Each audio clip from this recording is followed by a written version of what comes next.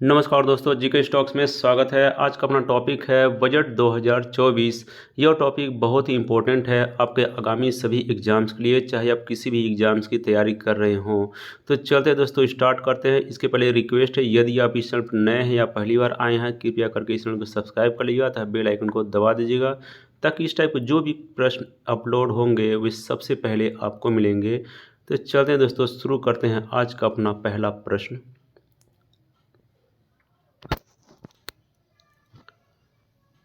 आज का अपना पहला प्रश्न है, सबसे ज़्यादा बजट पेश करने का रिकॉर्ड किसके नाम है? इसका आंसर है, सबसे ज़्यादा बजट पेश करने का रिकॉर्ड मोरारजी देसाई के पास है। इन्होंने टोटल 10 बार बजट पेश किया है।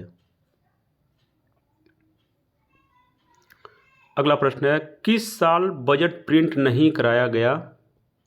इसका आंसर है, सन 2021 ईस्वी में बजट प्रिंट नहीं कराया गया। अगला प्रश्न है, अब तक निर्मला सीतारमण कितनी बार बजट पेश कर चुकी हैं?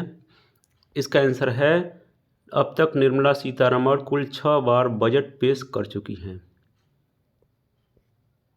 अगला प्रश्न है, कब से बजट 1 फरवरी को पेश किया जा रहा है? इसका आंसर है, 2017 ईस्वी से बजट 1 फरवरी को पेश किया जा रहा है। अगला प्रश्न है, बजट कौन पेश करता है? इसका आंसर है, बजट वित्त मंत्री पेश करते हैं। अगला प्रश्न है, रेल बजट अलग से पेश करने की परंपरा किस साल बंद हुई? इसका आंसर है, 2017 ईस्वी में रेल बजट अलग से पेश करने की परंपरा को बंद किया गया था। अगला प्रश्न है, कब से हिंदी में बजट प्रिंट हो रहा है? इसका आंसर है, 1956 ईस्वी से हिंदी में बजट प्रिंट हो रहा है। अगला प्रश्न, भारत में पहला बजट कब पेश किया गया था? इसका आंसर है, 1860 ईस्वी में भारत में पहला बजट पेश किया गया था। अगला प्रश्न, बजट छपाई से पहले कौन सी रस्म निभाई जाती है? इसका आंसर है, बजट छपाई से पहले हलवा की रस्म निभाई जाती है। अगला प्रश्न, प्रधानमंत्री रहते हुए इनमें से किसने बजट पेश किया है?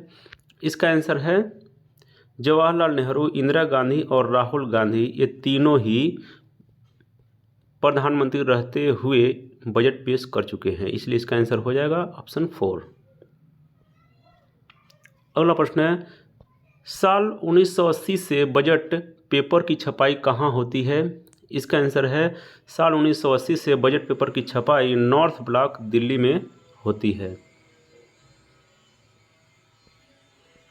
अगला प्रश्न है, आर्थिक सर्वेक्षण कब पेश किया जाता है? इसका आंसर है, बजट से एक दिन पहले आर्थिक सर्वेक्षण पेश किया जाता है। अगला प्रश्न है, भारत में किस महिला नेत्री ने पहली बार बजट पेश किया? इसका आंसर है, इंदिरा गांधी ने पहली बार बजट पेश किया था। अगला प्रश्न है, सबसे लंबा बजट भाषण देने का रिकॉर्ड किसके नाम है? इसका आंसर, सबसे लंबा बजट भाषण देने का रिकॉर्ड निर्मला सीतारमण के पास है। अगला प्रश्न है, देश के कौन से वित्त मंत्री बाद में राष्ट्रपति बने? इसका आंसर, प्रणब मुखर्जी, जो देश के वित्त मंत्री भी पहले थे और बाद में चुनकर राष्ट्रपति भी बने थे। अगला प्रश्न है, किस वित्त मंत्री ने एक भी बजट पेश नहीं किया था? इसका आंसर है, केसी नियोगी ने एक भी बजट पेश नहीं किया था। तो दोस्तों, ये सारे क्वेश्चंस बहुत ही इंपॉर्टेंट है आपके आगामी एग्जाम्स के लिए। तो दोस्तों, वीडियो अच्छी लग रही है तो आप इस चैनल को सब्सक्राइब करें तथा बेल आइकन को दबा दें। अगला प्रश्न है, निम्नलिखित में से कौन भारत का पहला पेपरलेस बजट है? इसका आंसर है, राज्य बजट 2021-22 भारत का पहला पेपरलेस बजट है। अगला प्रश्न है, भारत में बजट घाटे को पूरा करने की तदर्थ ट्रेजरी बिल प्रणाली को समाप्त कर दिया गया था। कब समाप्त किया गया था? इसका आंसर है, 31 मार्च 1997 ईस्वी को तदर्थ ट्रेजरी बिल प्रणाली को समाप्त कर दिया गया था। अगला प्रश्न है, बजट 2021 से 22 में पेपरलेस बजट पेश करने वाला भारत का पहला राज्य, पहला राज्य कौन है? इसका आंसर है उत्तर प्रदेश। 2021-22 में पेपरलेस बजट पेश करने वाला भारत का पहला राज्य है। अगला प्रश्न है, वित्तीय वर्ष को बदलकर जनवरी से दिसंबर तक करने वाला पहला भारतीय राज्य कौन सा है? इसका आंसर है मध्य प्रदेश। मध्य प्रदेश वित्तीय वर्ष को बदलकर जनवरी से दिसंबर तक करने वाला पहला भारतीय राज्य है। अगला प्रश्न, निम्न में से कौन सा केंद्रीय बजट के राजस्व खाते में सम्मिलित नहीं किया जाता है? इसका आंसर है अल्प बचतें। अल्प बचतें केंद्रीय बजट के राजस्व खाते में सम्मिलित नहीं किया जाता है। अगला प्रश्न है, भारत के केंद्रीय बजट में किस वर्ष पहली बार लिंग बजट प्रस्तुत किया गया था? इसका आंसर है 2005 से 6 ईस्वी में लिंग बजट प्रस्तुत किया गया था। अगला प्रश्न, निम्नलिखित में से किस देश में शून्य आधारित बजट सर्वप्रथम लागू किया गया था? इसका आंसर है संयुक्त राज्य अमेरिका में शून्य आधारित बजट सर्वप्रथम लागू किया गया था। अगला प्रश्न है, भुगतान शेष के चालू खाते में निम्न में से किसे शामिल नहीं किया जाता है? इसका आंसर है निवेश को शामिल नहीं किया जाता है। अगला प्रश्न, भारत में पहला बजट कब पेश किया गया था? इसका आंसर, भारत में पहला बजट 18 फरवरी 1860 ईस्वी को पेश किया गया था। अगला प्रश्न, बजट ड्राफ्ट पेपर निम्नलिखित में से किस रंग का होता है? इसका आंसर, बजट ड्राफ्ट पेपर नीले रंग का होता है। अगला प्रश्न, निष्पादन बजट की अवधारणा ली गई है, कहाँ से ली गई है? इसका आंसर, निष्पादन बजट की अवधारणा संयुक्त राज्य अमेरिका से ली गई है। अगला प्रश्न, संविधान के किस अनुच्छेद में बजट शब्द का प्रयोग हुआ है? इसका आंसर है किसी भी अनुच्छेद में बजट शब्द का प्रयोग नहीं हुआ है। अगला प्रश्न, स्वतंत्र भारत का पहला केंद्रीय बजट किसने पेश किया था? इसका आंसर है R.K. षटमुखम चेट्टी ने स्वतंत्र भारत का पहला केंद्रीय बजट पेश किया था। अगला प्रश्न, राजस्व प्राप्तियों और गैर ऋण पूंजीगत प्राप्तियों और कुल व्यय के बीच के अंतर को क्या कहा जाता है? इसका आंसर है राजकोषीय घाटा कहा जाता है।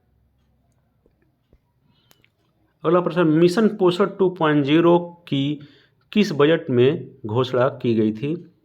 इसका आंसर है 2021-22 में मिशन पोषण 2.0 की घोषणा की गई थी।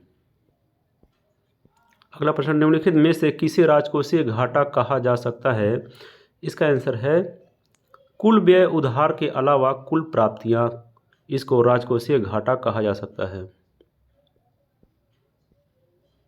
अगला प्रश्न है, एक सदी पुरानी परंपरा को तोड़ते हुए निम्नलिखित में से किसे 1 जनवरी 2017 तक एक महीने के लिए आगे बढ़ाया गया है?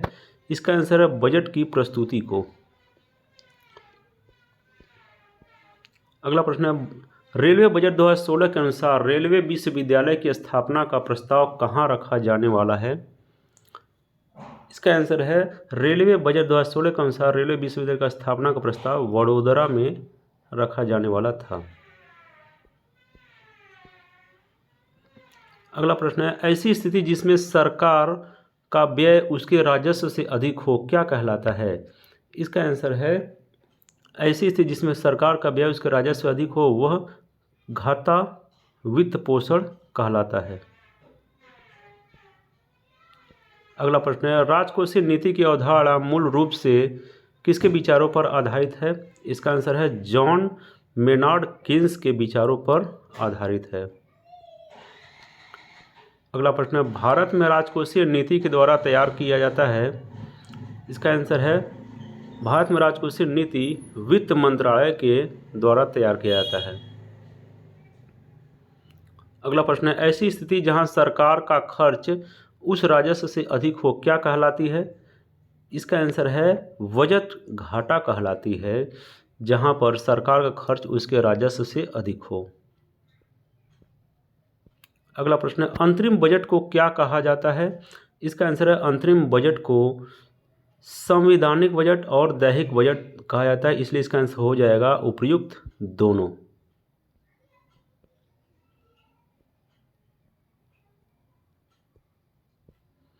अगला प्रश्न है, अंतरिम बजट 2024 किसके द्वारा पेश किया गया है? इसका आंसर है अंतरिम बजट 2024 निर्मला सीतारमण के द्वारा पेश किया गया है। तो चलिए दोस्तों, पॉइंट्स ऑफ बजट 2024 के बजट के कुछ इंपॉर्टेंट पॉइंट्स देख लेते हैं जो आपके एग्जाम्स के लिए बहुत ही इम्पोर्टेंट हैं। इसमें सबसे पहले देखते हैं, बजट का अर्थ होता है चमड़े का थैला। ये लिया गया है फ्रेंच भाषा के बॉगट से लिया गया है। संविधान का अनुच्छेद 112 के अनुसार आम बजट एक वित्त वर्ष में एक सरकार की आय व्यय का लेखा जोखा होता है। स्वतंत्र भारत का पहला बजट 1947 ईस्वी में पेश हुआ था। वित्त मंत्री निर्मला सीतारमण ने सरकार का अंतरिम बजट 2024 पेश किया है और उस बजट में उन्होंने सरकार के जो अच्छे काम हैं उनको गिनवाया है। इसमें अंतरिम बजट चुनावी वर्ष में नई सरकार चुने जाने से थोड़े समय के लिए सरकारी खर्चों और राजस्व का ब्यौरा होता है। अंतरिम बजट निर्मला सीतारमण जी का कहना है कि सरकार 2047 तक भारत को विकसित भारत यानी कि विकसित राष्ट्र बनाने के लिए काम कर रही है। और इस बजट के अंतर्गत उन्होंने बताया कि सरकार ने क्या क्या पिछले फाइनेंस ईयर में काम किए हैं।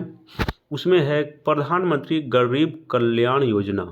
प्रधानमंत्री गरीब कल्याण योजना के तहत उन्होंने 80 करोड़ गरीब परिवारों को मुफ्त राशन पहुंचाया है। इस योजना के तहत बीपीएल कार्ड वाले परिवारों को हर महीने प्रति व्यक्ति 4 किलोग्राम गेहूं और 1 किलोग्राम चावल मुफ्त में दिया है।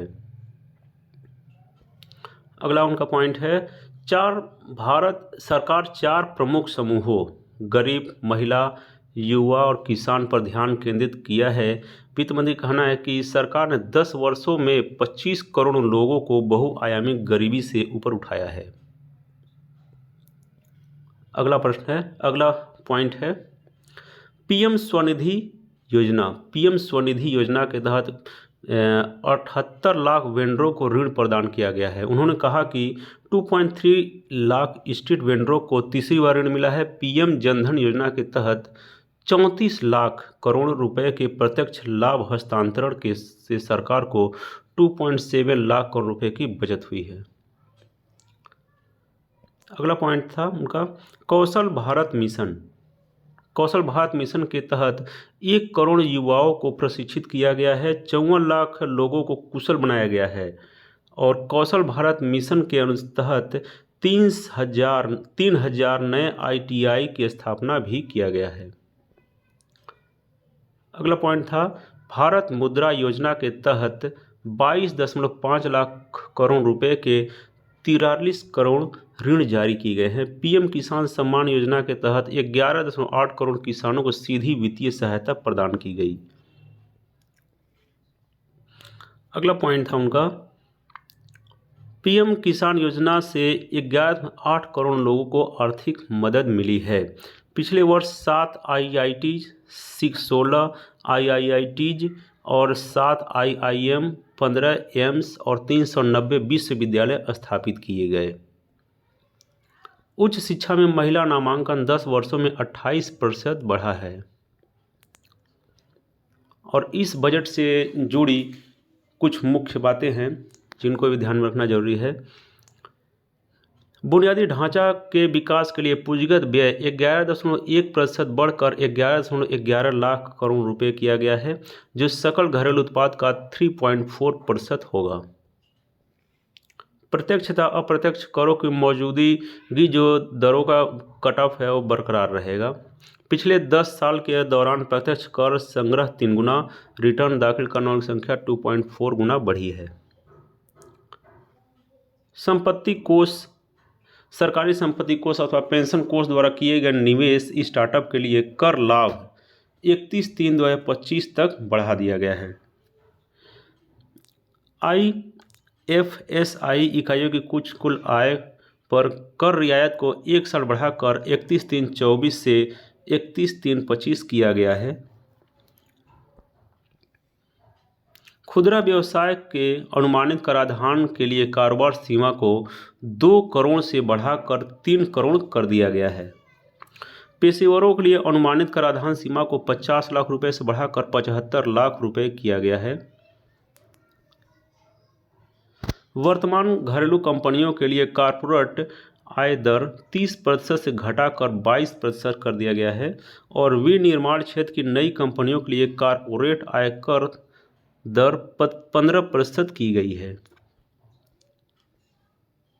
वित्त वर्ष 2024-25 में राजकोषीय घाटा जीडीपी का 5.1% रहने का अनुमान है। 50 वर्षीय ब्याज मुक्त ऋण के साथ 1 लाख करोड़ रुपए का कोष स्थापित किया जाएगा। पीएम आवास योजना के तहत अलग 5 वर्षों में 2 करोड़ अतिरिक्त मकानों का लक्ष्य लिया जाएगा। छत पर सौर प्रणाली लगाने के लिए 1 करोड़ परिवार हर महीने 300 यूनिट तक निःशुल्क बिजली प्राप्त करेंगे। आयुष्मान भारत योजना के तहत स्वास्थ्य सेवा सुरक्षा में सभी आशा कार्यकर्ताओं, आंगनवाड़ी कार्यकर्ताओं और सहायिकाओं को भी शामिल किया जाएगा। पीएम गति शक्ति के तहत 3 प्रमुख आर्थिक रेल गलियारा कार्यक्रमों की पहचान की गई है। 40,000 सामान्य रेल डिब्बे को वंदे भारत मानकों के अनुरूप बदला जाएगा और 2030 तक 100 मीट्रिक टन की कोयला गैसीकरण तरलीकरण क्षमता स्थापित की जाएगी। ये था उनका कुछ इम्पोर्टेंट पॉइंट जिन्हें निर्मला सीतारमण ने इस बजट के दौरान बताएं, जो आपके आगामी एग्जाम्स के लिए बहुत ही इम्पोर्टेंट हैं। तो ऐसे ही वीडियो पाते रहने के दोस्तों आप इस चैनल को सब्सक्राइब कर लें तथा बेल आइकन को दबा दें और वीडियो अच्छी लगी है तो आप इस वीडियो को लाइक जरूर करें तथा अपने मित्रों के पास शेयर जरूर करें। तो thanks for watching friends, like share and subscribe GK stocks. जय हिंद।